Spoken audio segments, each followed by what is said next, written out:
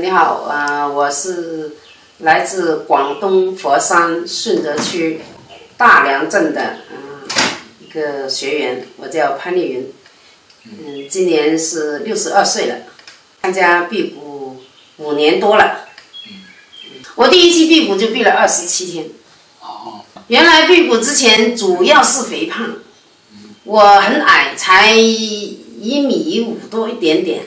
但是140多斤，差不多140多斤，所以这个肥胖是困扰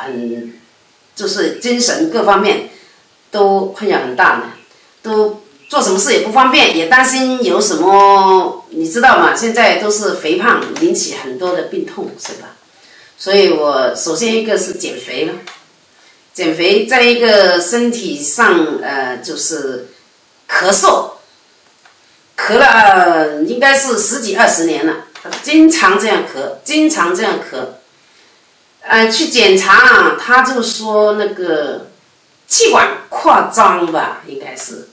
支气管扩张，但是吃药什么就疗效不是很好，现在已经是完全彻底的，就是消失了，这个咳嗽，长期的咳嗽没有了。这是辟谷的很大的一个作用。140多斤，我最多一次辟了49天，体重是降到94斤。现在不止94斤，现在是110多。为什么呢？因为第一，现在是刚刚过完年是吧？都是辟谷是为了更好的吃，所以过年了，大把都是吃了，是吃的应该胖了一点。再一个就是普罗大众都这样说，包括我相信刘师傅也是这样认为，上了这样年纪的人不需要太瘦，就是不要搞到弱不禁风这样。那现在这个这一期来辟谷啊，今天刚刚开班，应该减下10斤左右就 OK 了。我这里痛，这是到现在都不知道什么原因，就是痛了1年多了。3更半夜经常突然间就痛醒了，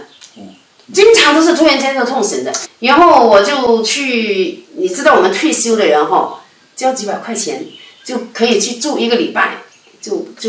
什么钱都不用出了，那个保险那里搞定的嘛。然后我手上，你知道60多岁了，这个手上斑呢是凸出来的，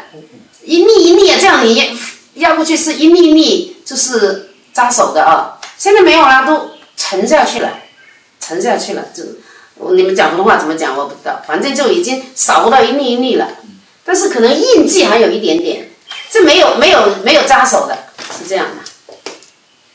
60多岁的人就这样的手还算可以了，我认为有的老年斑很严重啊，是吧？所以我觉得辟谷真的可以帮到很多人，可以帮到就是那些人解决这个身体这样那样的后顾之忧，防治未来要出现那个病，最重要是这一点。还有就是给参加辟谷这些人参加过辟谷这些人，这个心理压力没有，